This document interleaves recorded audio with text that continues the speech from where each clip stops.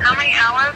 73 hours standing on a pillar, 40 degrees at night, burning hot in the day with the sun blasting.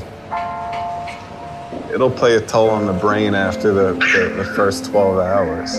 Well, doing all of them? Yeah, that's true, but I think this one's a little more extreme for some reason.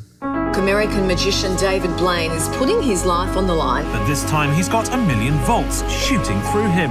Visually, it's stronger than anything that I've ever done. We think we've taken care of all the known medical risks. It's the unknown ones that we'll have to be very careful of. Blaine is allowing people across the world to control the Tesla coils with Ultrabooks. This is probably the last one that has a complete unknown element to it. Get hit by a bike, right? That's all you need, right? Papa's gonna be standing up there. You have to be superhuman to do this.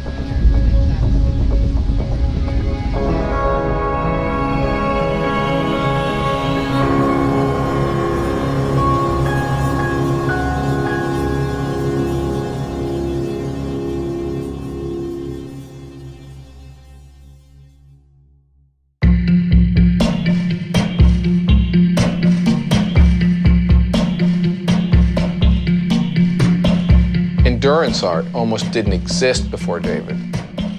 I think it's performance art. I think it qualifies as magic. He's really testing himself. I mean, let's face it, nobody's making him do it. He could just call it quits at any moment. Obviously, I've heard of him before and was excited about what his next big thing was. If you look at David's stunts, it's all about creation and risk-taking at its best. Risk-taking and innovation is a part of our DNA. Therefore, this is such a matchup. Intel asked me to do something with them, and they're a technology company, so I pitched this idea that I had 1,000,000 volts of electricity in 8 Tesla coils, all shooting into the center, where I'd have to remain for 73 hours. I didn't know anybody would get behind it because it's such a crazy idea. It was just too big to not go and do. We brought engineers and technology and know-how to the table to drive an experience that would be magical. I showed Stephen Chow the idea, and he showed me a little video of the guys from Architect. They do a music act where they play with these coils, so I went to visit them in Austin. I got the call from a job that I didn't work at anymore. They said, hey, there's somebody from David Blaine's office trying to get a hold of you. I'm like, okay. He just would send me emails like, look at this drawing. I want to build this drawing. And then he would send me like one-word emails that said like sphere or something like that. He was very mysterious. And I'm like, okay, David. It was just like a picture of David with just like a crap load of lightning around him. And we're like, uh-huh. Right.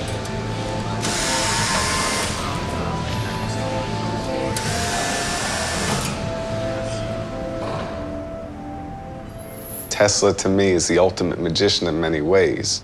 What he created with these coils, just having arcs of electricity shooting through the air, visually is amazing. So immediately I went, let's do 8 of these things and put 4 above, 4 below, make them spheres, and then have them shoot the entire time. Let's do it.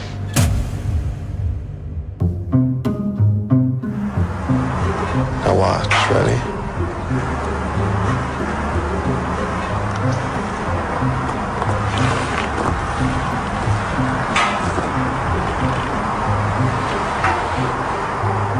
Cool. What? Yeah, turn your hand over.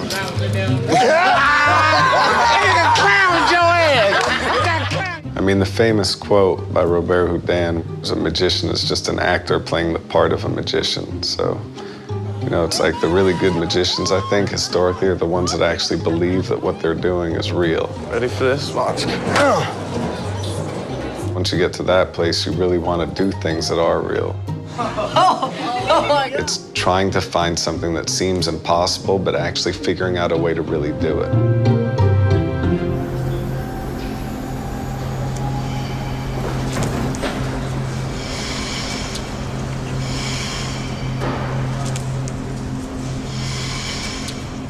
Wow, that's gonna look incredible, huh? There is no doubt it is going to be awesome. Yeah, this is going to be amazing.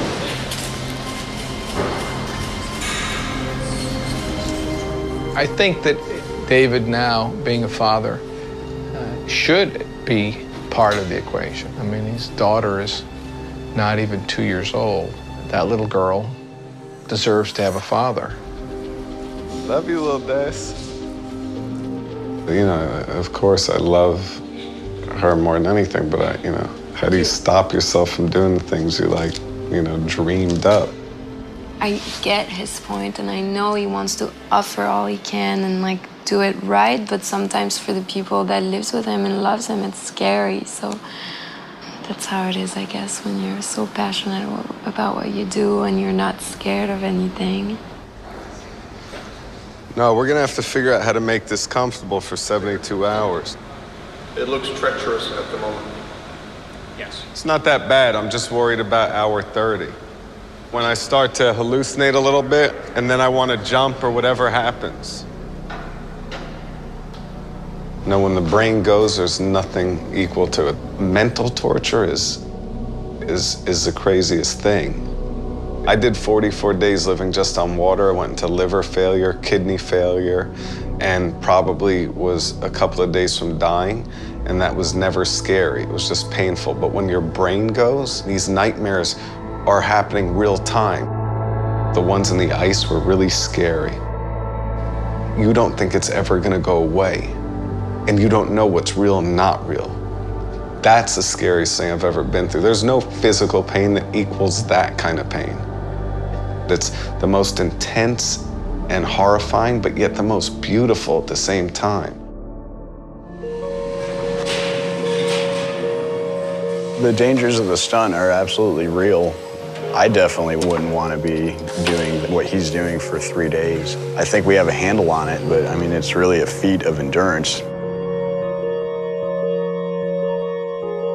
There are a couple of problems with Tesla coils. Ozone, the ultraviolet light can cause damage to your eyes. Plus, he's carrying a 30-pound suit, and the noise is intense. He only has inches of room to maneuver on this tower, about 30 feet above the ground. There aren't any other well-known magicians that legitimately did things that could take their lives in public other than Houdini and Blaine. If he survives this and it comes off as well as it could, this will by far be the most amazing. There's always those people that come look at these things I do and they say, oh, it's all fake, he's a magician, it's not real. The ones that want to say it's all fake, they're going to pick apart anything. I don't think you can pay much attention. I think you just do it. And do it the best way possible.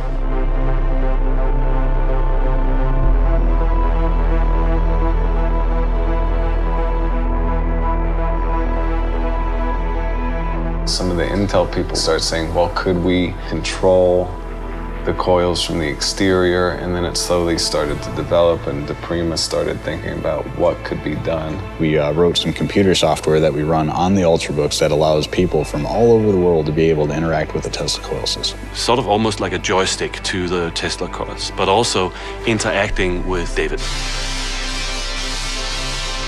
When I was a little kid, it was always amazing to see these things that were new or unusual.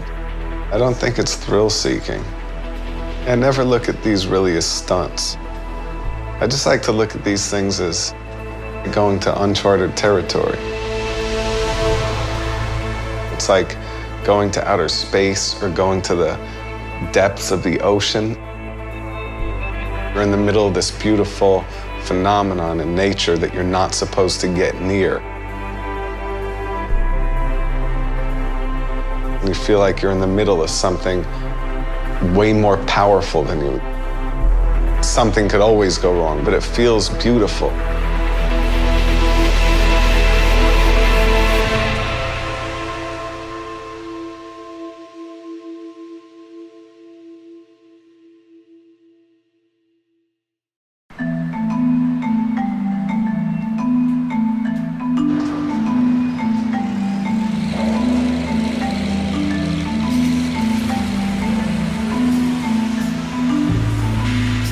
This has never been tested for over an hour. I mean, we don't even know if those coils are gonna run the whole time. We don't know what's gonna happen.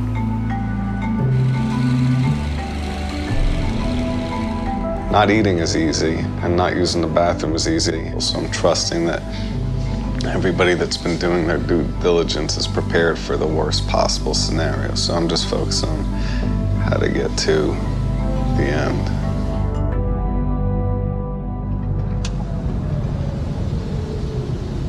Here's another question.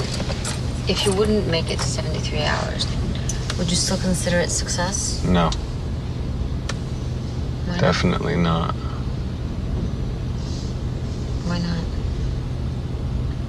Because I set that number for a reason. That's the challenge, is to get there. It'd be like if you said you were gonna run 26 miles and you ran 25. But wasn't part of the challenge to actually make That's this the worst thing that could happen. Part of it, yeah, but the other part of it is doing what you want to do, what you say you're gonna do, what you hope to do.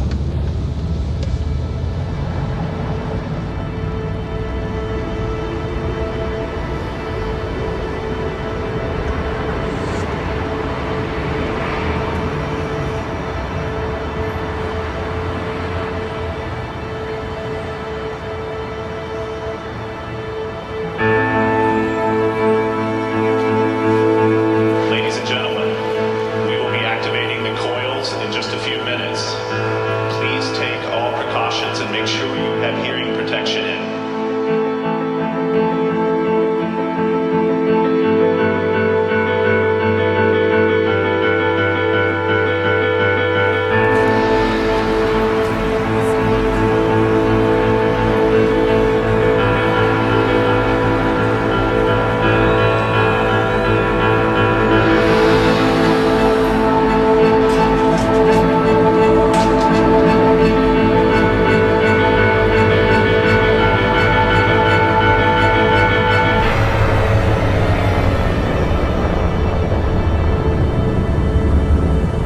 Stand by, David.